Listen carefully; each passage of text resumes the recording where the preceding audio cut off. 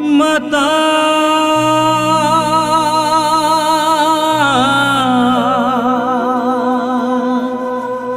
निष्कलंक माता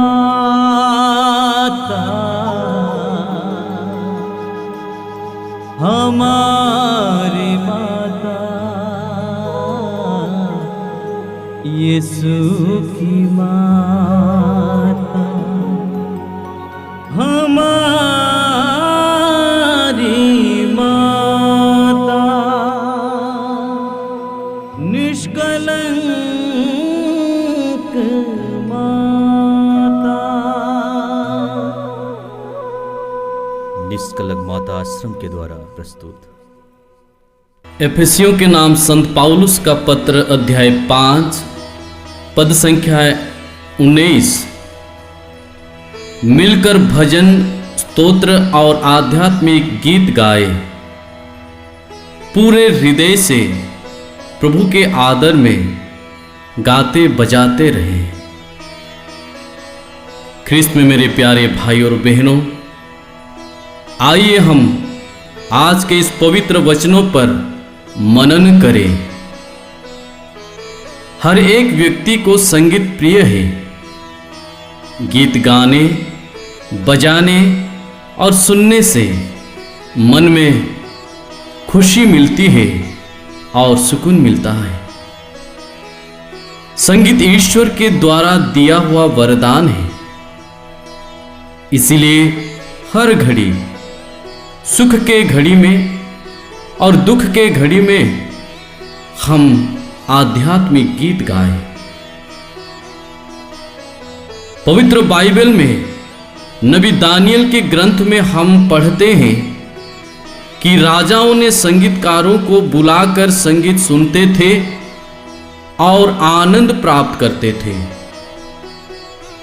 गीत संगीत कई प्रकार के होते हैं जो आप खुद इसे जानते हैं, लेकिन संत पौलुस आज एक आध्यात्मिक गीत के बारे में जिक्र करते हैं।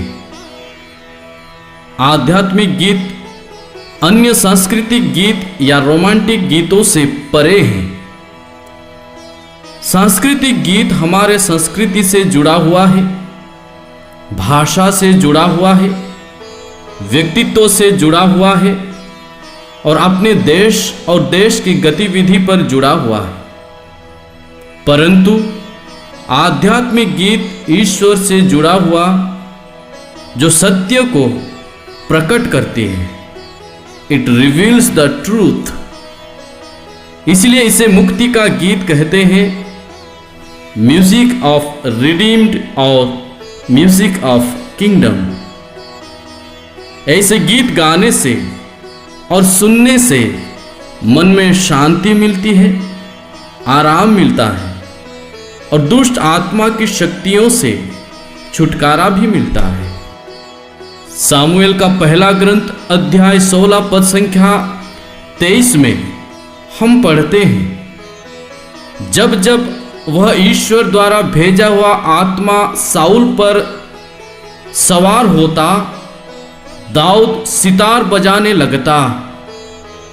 इससे साउल का मन शांत होता, उसे आराम मिलने लगता और वह दुष्ट आत्मा से दूर हो जाता।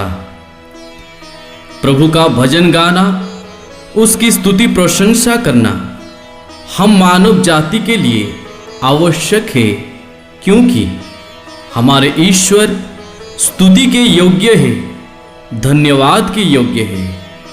इसीलिए स्तोत्रकार के मुख से प्रभु बार बार कहते हैं, स्तोत्र ग्रंथ अध्याय 96 के पद संख्या 1, स्तोत्र ग्रंथ 149 के पद संख्या 1 और ईसायाह नबी का ग्रंथ अध्याय 42 पद संख्या 10 में प्रभु बताते हैं, प्रभु के आदर में नया गीत गाओ। इसका मतलब क्या प्रभु हमें नया नया गीत बना बना के गाने के लिए कहते हैं?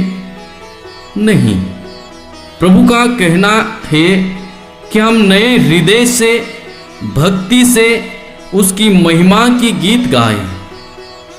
प्रभु की महिमा की गीत गाने से हमें सुख मिलता है, आशीष मिलती है। स्तोत्र ग्रंथ अध्याय 147 के पद संख्या 1 में स्तोत्रकार कहते हैं, अपने ईश्वर का भजन गाना कितना अच्छा है, उसकी स्तुति करना कितना सुखद है। परंतु हम में से कुछ लोग हैं जो संगीत का दुरुपयोग करते हैं, व्यक्तिगत फायदा के लिए संगीत का इस्तेमाल करते हैं। आध्यात्मिक गीत और अन्य गीतों के बीच में कोई फर्क नहीं रखते हैं। मैंने ऐसे लोगों को देखा जो नशा पान करके आध्यात्मिक गीत गाते हैं, नाचते हैं और लोगों को नचाते भी हैं। कुछ लोग शराब पी के गाते बजाते और सुनते हैं। जिस संगीत को परमेश्वर की महिमा के लिए बनाया गया है, उसे हम अपने मनोरंजन के लिए उपयोग करते हैं। उसमें ना भक्ति है, ना तो ईश्वर की महिमा होती है। कभी कभी मिस्सा बलिदान में भी देखते हैं, कुछ लोग प्रभु का भजन गाने के लिए अपना मुंह तक नहीं खोलते हैं। कुछ लोग गाते बजाते हैं मगर हृदय से नहीं, और कुछ लोग हंसी मजाक से गाते बजाते हैं। इस प्रकार के गीत संगीत द्वारा हम प्रभु की प्रशंसा नहीं करते, बल्कि उसका अनादर करते हैं। प्रभु ने हमें मुख दिया ताकि हम उसकी गीत गाएं, उसकी प्रशंसा करें। स्तोत्र ग्रंथ अध्याय 40 के पद संख्या 4 में स्तोत्रकार कहता है, उसने मेरे मुख में एक नया गीत हमारे ईश्वर का स्तुति गान रखा। इसलिए प्यारे मित्रों, हम सदा सर्वदा उस प्रभु की महिमा के लिए गीत गाएं, भजन गाएं। संगीत से जुड़े कुछ भ्रांत धारणाओं को सामने रखना चाहता हूं। पहली बात है, कुछ लोगों का धारणा यह है कि संगीत एवं स्तुति प्रशंसा एक है। यही सोच के कहीं कहीं भरपूर अनावश्यक गाना बजाना चलता रहता है। उनके लिए music and worship is one, यानी कि संगीत और स्तुति प्रशंसा एक ही है। बिल्कुल नहीं, संगीत सिर्फ एक माध्यम ही है। परमेश्वर की स्तुति मनुष्य ही कर सकता है और दिल से परमेश्वर की स्तुति की जाती है। दूसरी बात, कुछ लोग कहते हैं कि संगीत स्तुति महिमा करने के लिए मूड यानी कि भाव बनाती है। हमें ईश्वर की गीत गाने के लिए, स्तुति करने के लिए भाव या मिजाज की जरूरी नहीं है। तीसरी बात, कुछ लोग का शिकायत है कि गाना बजाना अच्छा नहीं होगा तो लोग गिरजा यानी कि चर्च नहीं आएंगे। ये सही नहीं है। जरूर गाना बजाना अच्छा होना चाहिए, लेकिन गाने बजाने को देखकर ही चर्च ना जाना गलत है। कुछ लोग सिर्फ पर्व के दिन में, बड़े बड़े दिन में गीत गाने और बजाने आते हैं। हम ईश्वर के लिए गाते बजाते हैं, मनुष्यों को दिखाने या खुश करने के लिए नहीं, मन की भावनाओं को तृप्त करने के लिए नहीं, बल्कि ईश्वर को धन्यवाद देने।